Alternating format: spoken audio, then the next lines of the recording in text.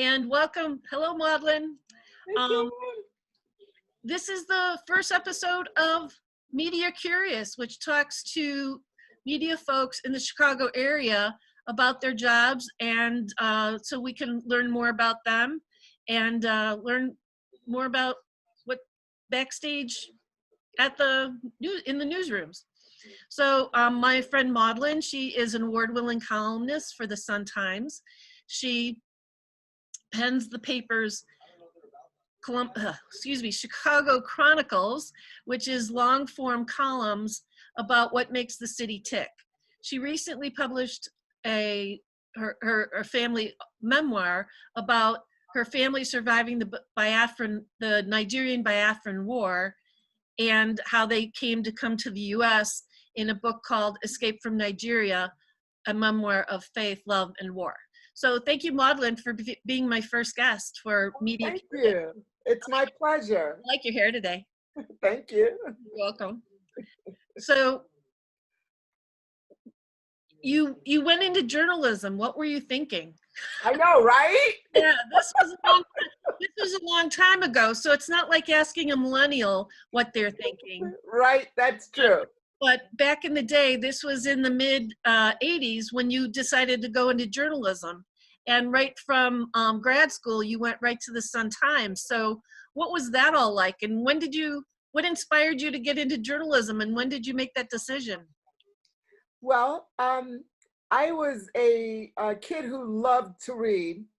And my dad was this kind of father who would pile us all up in a station wagon every Saturday, whether it was winter or summer, and drive us to the local library. And we would be held hostage there for 2 hours, where we would be instructed to read a bunch of books and then choose 3 or 4 and check them out. And at the end of that next week, we'd have to give them a full report on the books that we read. And we were back in the station wagon, headed back to the library. So, at first we used to complain all the time. In the summer, you want to be outside, you see all your friends playing, and you're walking to the station wagon going, and then after some time, my dad, who used to come downstairs and say, get up, we're going. Now we were the ones banging on his door saying, Dad, when are we going already? So that's how he instilled a love of reading in us. And that's where my love of reading came from. And from there, I was the kid who my dad would have to come to the bedroom door after it was lights out. And he'd send us all to bed. He'd come back about, 10 minutes after he turned off the lights. And he'd open the door and without looking in, say, Maudlyne, turn off the flashlight. Because he knew I had picked back up the book and was reading. So my dad announced to me about the time I was, 6 or something like that. Maybe one day you'll write books that other people will want to read. And that was it. It was done. I was going to be a writer. And so, from very early, I knew I wanted to write, not necessarily journalism. Journalism came in college. I wasn't that teenager who wrote for the school paper and always knew they wanted to be a reporter. It was in college when I went to the University of Iowa for their world famous writers workshop because I wanted to write books. And it was after the first year, maybe the second year, I realized, wait a minute, you mean you can't make a living writing books?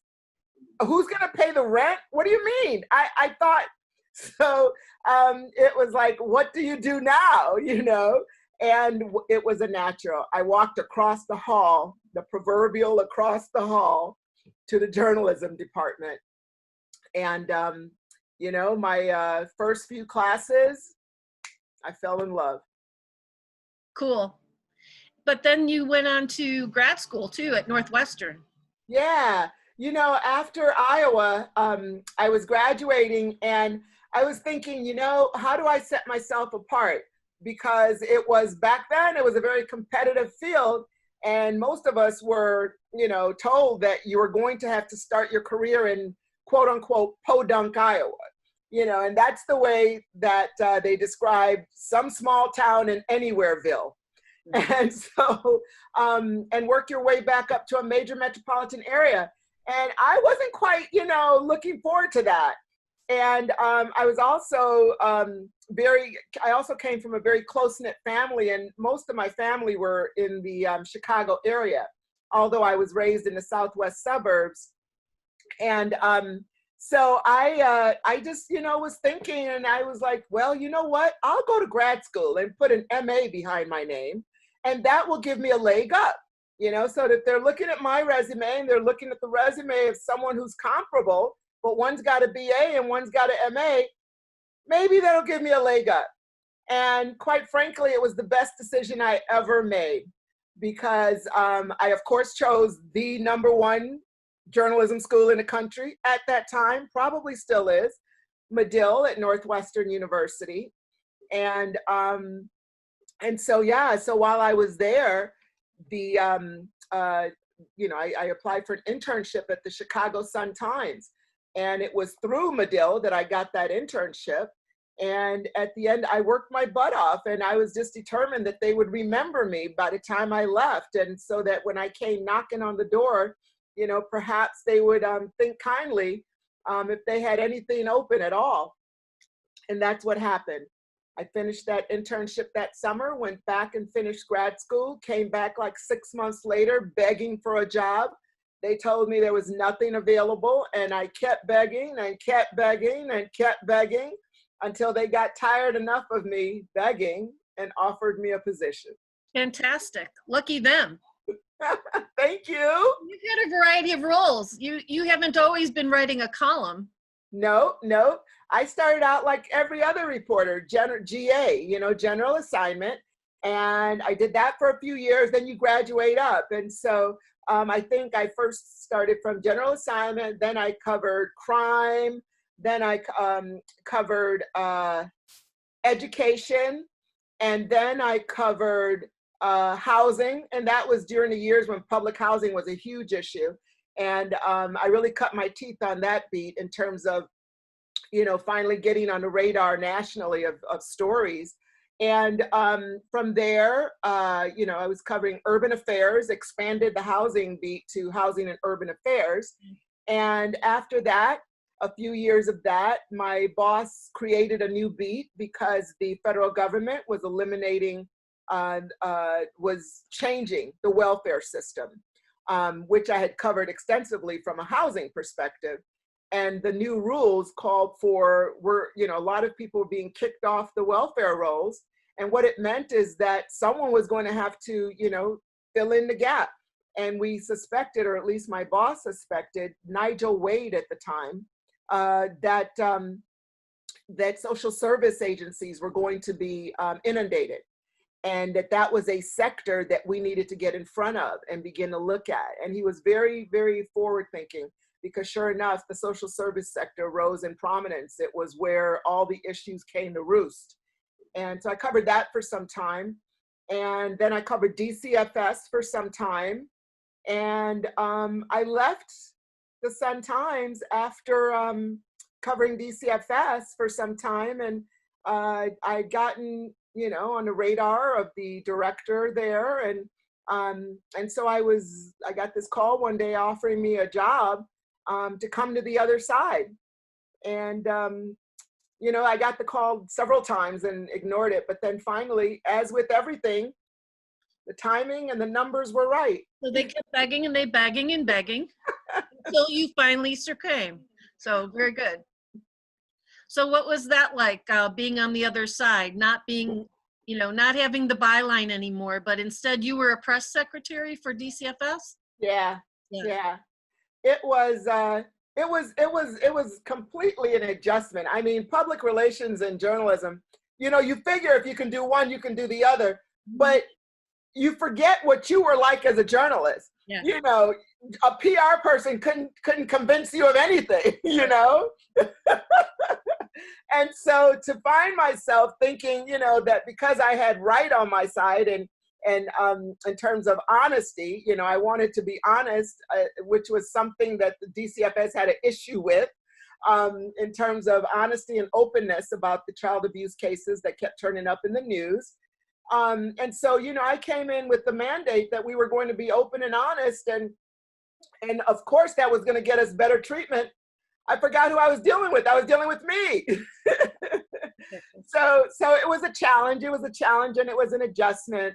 You know, and also it was a challenge to work in an arena where you can't open your mouth without thinking how it's going to affect the person that's like way up there. You know, you're far away from the governor, but you can't say anything without considering how it's going to affect the governor, and run it through all these different layers.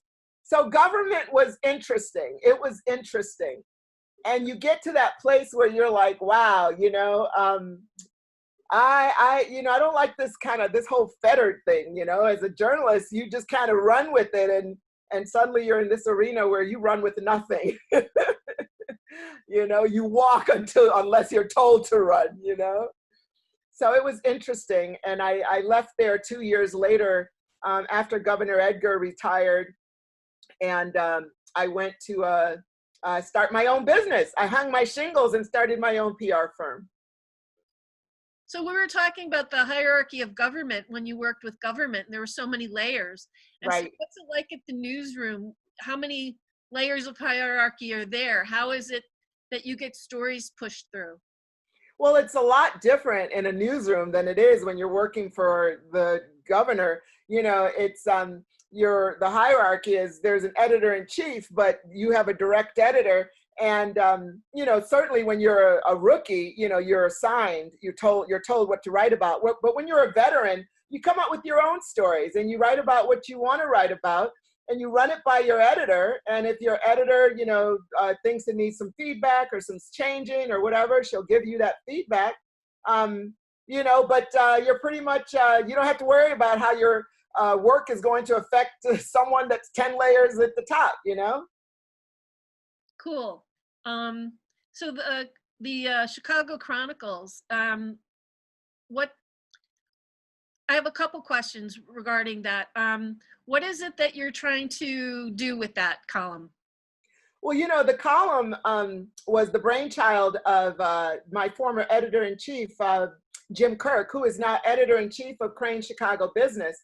And communities of color have long complained that news outlets only portray people of color when it is in a negative way or when there's crime. And so this is a complaint that predates me. It's always been there. And so, you know, my editor, you know, kudos to him. He said, we've got to figure out how to address this.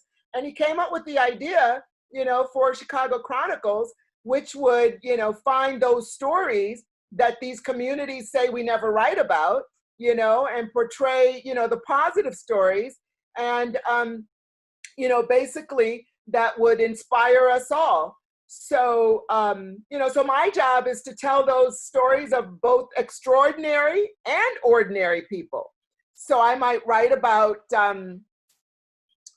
I don't know, I might write about a celebrity, you know, and interview them on, you know, how they got where they are to inspire the next generation.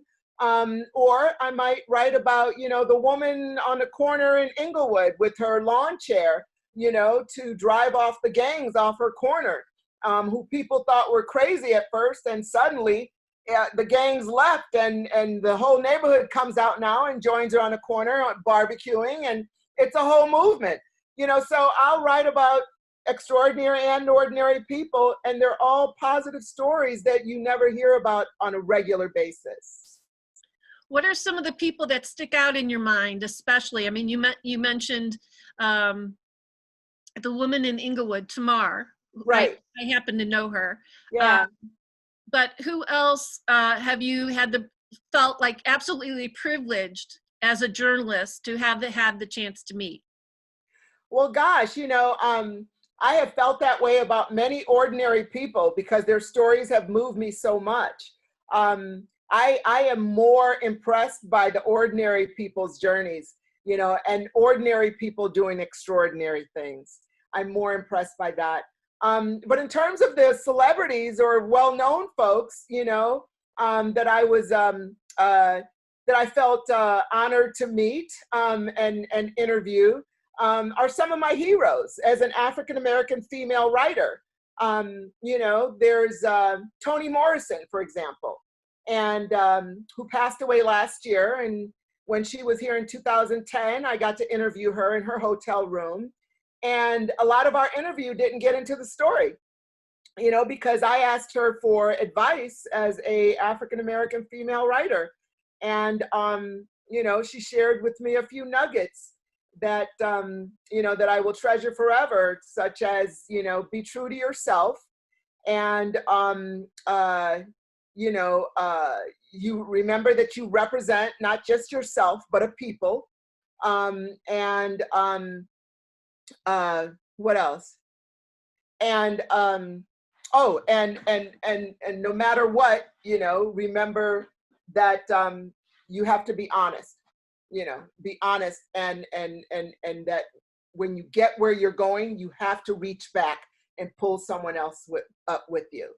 So those were the kind of nuggets that I just, you know, I treasured, and they weren't for any column, you know. And in fact, that was a funny story. It was also a great lesson in that some experiences aren't meant to be shared, because, you know, I asked Toni Morrison to take a photo with her, you know, and she said, absolutely not. You know, she said, not if it's for social media. She said, now if it's for just you, okay. And I was like, okay, of course it's just for me, knowing full well I had intended to put it on social media, you know. But I left with that photo, and I treasured that photo and that experience and the words she gave me. And it taught me a lot about some moments are meant to be private. And I never shared that photo until after she died. Very good. So, you know, there's her, there's Maya Angelou, as in terms of those folks who are heroes. Some of my favorite actresses, like Viola Davis, Angela Bassett, Spike Lee. You know, there's athletes like Walter Payton, you know, the late Walter Payton, Michael Jordan, you know. So yeah, just some of those. So who's on your bucket list? Who do you want to talk to before you retire? Oh my gosh. There's a few people on that list. At the top of the list is Oprah, you know, who I'd met when I was at DCFS. And she had granted one of our foster youth, and a prom experience. And so it was my responsibility to chaperone the girl and bring her to the show and take a picture with Oprah, et cetera, et cetera. And, you know, I wasn't thinking about Oprah as, you know, oh my God, the great talk show queen. I was just like, okay, this is the job. Get the girl to the show, get her back safely. And, you know, to this day, I can't believe I didn't try to talk to Oprah, you know, or save the photo. I have no idea what happened to the photo. So there's that. And then there's Obama, President Obama. You know, someone who I had met many times before he became president and interviewed while he was senator. And, you know, and of course I ran the campaign of Congressman Bobby Rush when President Obama was seeking to unseat him. And it was the only race that President Obama lost on the upward trajectory to the presidency. So I was press secretary for that campaign. And, but I also had a side business managing events, doing events management. And I did that for many African groups in the city. And so several of them, once or twice, we had Obama as our keynote speaker while he was senator. So I have photos with him, you know, but again, never thought about this man was going to be president. Who knew, right? So I'd love to sit down with him now that he is president and talk about race and America, you know, one-on-one. So there are people like that. There are favorite actresses like Kerry Washington. I'd love to meet her. She's married to my brother. I say my brother because he's a Nigerian athlete who I have interviewed her husband, but I never interviewed her. So, you know, there's a lot of people. Cool. You were talking about reaching back, that Toni Morrison reminds you to remember to reach back. And I think that's what a lot of your National Association for Black Journalists is about. Absolutely, absolutely. I mean, it's all about mentoring the next generation. That's the only reason I do it. It's a lot of work. Just like I'm president of both the National Association of Black Journalists Chicago chapter, as well as the Chicago Journalists Association. And both of my positions are about, you know, mentoring and assisting.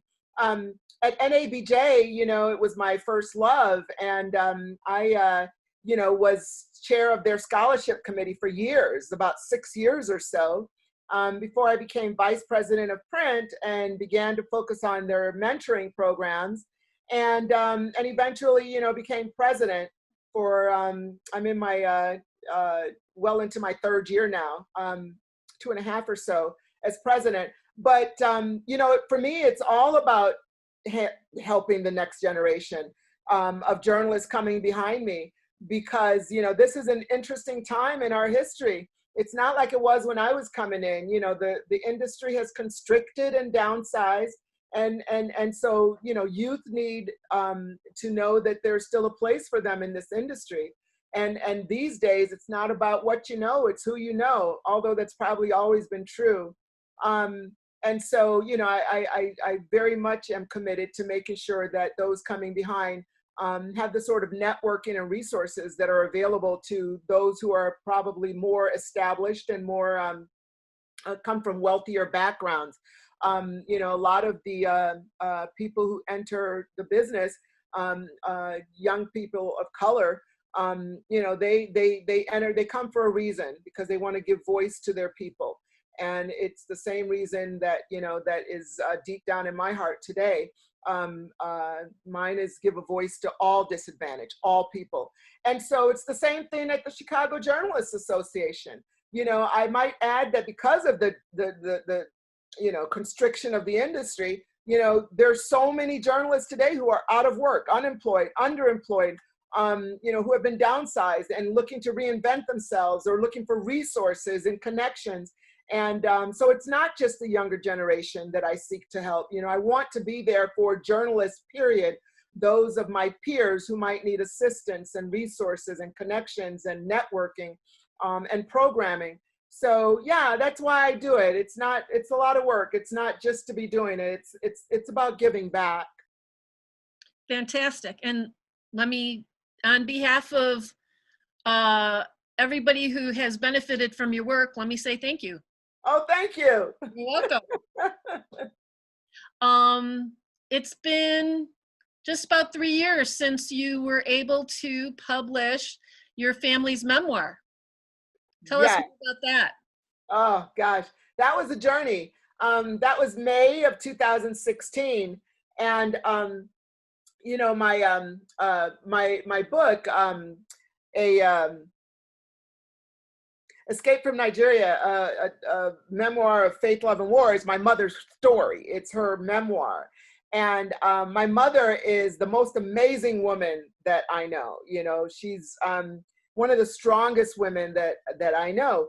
This is a woman who survived a war with 6 small kids in tow, and war is hell. You know, anything you can imagine that is the unimaginable that happens in war, it happened. And she, you know, survived and protected 6 small kids, you know, and for 2.5 years, neither my mom nor my dad knew if the other was alive, because my dad was here in the States when the war, you know, had broken out. And so, you know, my mother did everything to protect us in a war where 2 million of my tribe, the Igbos, died of starvation and massacre. And, you know, it's a genocide that was the 5th worst genocide of the century. And so for my mom to be able to survive that, she was a woman of incredible strength and resource and faith. And it was because of her faith that she was able to get an offer from a nun to smuggle a letter out of the country, halfway around the world, to reach my dad, who was here at Northwestern University at the Kellogg School of Business. And so, you know, for his part, my dad had hung on as well to the belief and faith that his wife and kids were alive, you know, as so many people told him, "Are you crazy? Have you seen the footage of the starving women and children, the bodies? Maybe it's time for you to gain some acceptance that your family is dead. We'll help you." And he was like, "No, thank you. I don't want your help to gain acceptance. You don't know my wife. You know, my wife is one of the strongest women in the world." And it was his faith that had him hanging on too. And so when the letter arrived, it was that kind of faith between two people that led his mentor and instructor at Kellogg, along with his wife and 3 other couples on the North Shore of Chicago, to band together in the most heroic of feats to first find my family in the midst of a raging war, and then bring us out. On June 9, 1969, we landed at O'Hare as refugees of the Nigerian-Biafran War with the clothes on our backs. And it is only by the grace of God and through the strength of the woman I call my mom that I sit here talking to you today. Thanks for talking to me. Oh, this has been a pleasure. Thank you, Karen. All right. See you later. Bye. Bye.